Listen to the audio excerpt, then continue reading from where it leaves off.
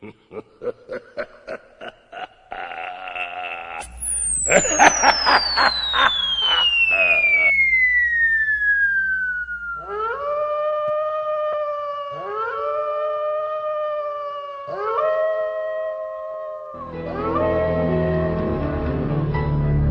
the Northern Hemisphere during late December, the days are at their shortest lengths and the nights are at their longest. For those of the pagan world, this has always been the greatest time of the year to celebrate and practice the works of darkness. The pagan calendar identifies this period as the winter solstice. It was during the pre-Christian midwinter pagan celebrations of Scandinavia's Norsemen where today's Christmas traditions began. As a means of honoring the pagan sex and fertility god Yule, a 12-day celebration during the month of December was inaugurated. A large single log considered to be a phallic idol was lit on fire and kept burning for 12 days. Animal or human sacrifices were offered in the fire on each of those days. Wild, delirious reveling accompanied the daily sacrifices as drunken participants defiantly strove to make contact with spirits. 1,000 miles away in pre-Christian Rome, celebrants were paying homage to their own gods during the winter solstice. Witchcraft traditions hold that a number of pagan gods were given birth during this period, including Dionysus, Attis, and Baal, chief male god of fertility and licentiousness. Another pagan god from Persia, identified as Mithra, was said to have been born specifically on December 25th. Mithra was the god of the unconquerable sun, the god of the light between heaven and earth, worshipped at that time by an influential Roman cult. His birth symbolized an end to the long nights and a return to the dominance of the sun. During the month-long winter solstice celebration, courts in Rome were closed. Any and all crimes were allowed.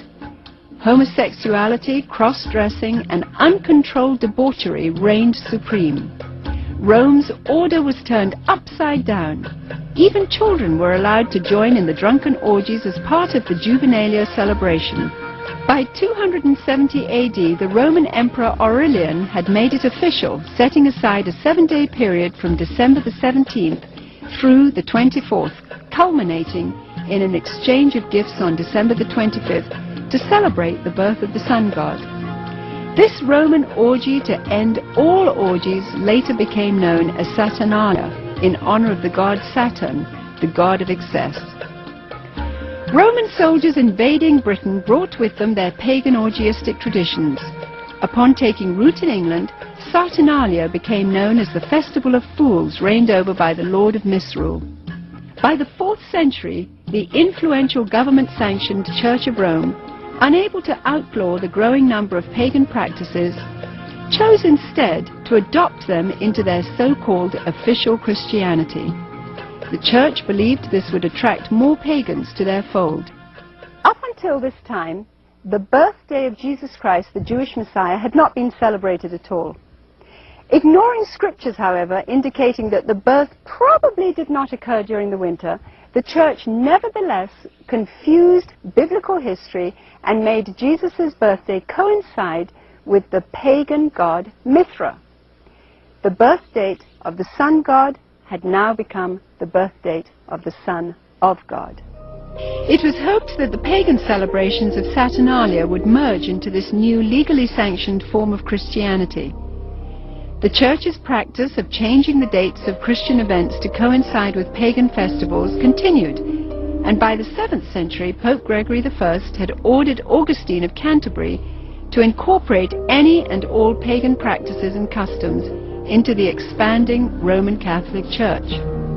During the Middle Ages, the debased Mardi Gras atmosphere of what was now known as Christ's Mass had reached a fevered pitch. Common practices included open sex in the streets, rioting, murder, and a number of pagan druidic Halloween rituals. This blood-drenched celebration got so out of hand that by 1652, following the execution of King Charles I, Christ's Mass was finally outlawed in England. A religious reform movement began sweeping the country, led by Puritan Oliver Cromwell. The Puritans took the biblical mandate seriously, which commanded that Christianity remain pure and separate from paganism. Despite their noble efforts, the celebrations simply went underground, and by 1656, after only 4 short years under the ban, the public's demand for the legalization of Christ's Mass had become insurmountable. The appointment of Charles II to the throne restored England's monarchy, and with it the celebration of Christ's Mass. The Puritans had lost England, but they held high hopes for the New World. When the first settlers came from England, they were, for the most part, Puritans. They came here for religious freedom. They came here to be free to worship God without a hierarchy and without the corruption of the organized church that they had known before. And when they came with the clear knowledge of the danger of these pagan practices that had become so dear to the hearts of their ancestors. Following England's lead in 1659, the colonies of America had likewise outlawed Christmas. For 200 years, the clergy in New England battled to keep the riotous celebrations honoring the pagan god Saturn from infiltrating the New World. The Reverend Cotton Mather had warned in a Christmas Day sermon in 1712, "Can you in your conscience think that your Holy Saviour is honoured by hard drinking, lewd revelling, and by a Mass fit for none but Bacchus or Saturn?" But the public's taste for sin and revelry persisted. In 1828, gang rioting during the Saturnalia-like Christmas celebrations got so bad that cities such as New York were forced to institute a professional police force for the first time in order to control the savagery. Christmas was not only not widely celebrated, in many cases, many places Christmas celebrations were actually outlawed. And this was because of the attitude of many of the churches who regarded it as primarily as a pagan celebration and as a reproach to the Lord. By the mid-19th century, American churches were the last remaining holdout in the war against the validation of Christmas. However, they too finally succumbed as a result of the efforts of the American Sunday School Society, who began advocating Christmas programs for children as a method of filling the pews. The Society argued that children could be taught about the birth of Christ through the reenactment of the Nativity. They also offered candy and treats to the children as a means of enticing families into accepting the holiday, despite its notorious history and blatantly pagan roots. The successful technique of bribing children with candy would later be used on an unsuspecting American populace in the effort to promote the acceptance of the pagan rituals of Halloween. However, it was the work of England's most popular writer, Charles Dickens, whose ghostly 1843 book, A Christmas Carol, cemented the Christmas holiday in the hearts of Americans forever. Dickens' well-loved story made the pagan Christmas feasts, shining trees, glittering shops, and family warmth irresistible to those wanting to experience the holiday.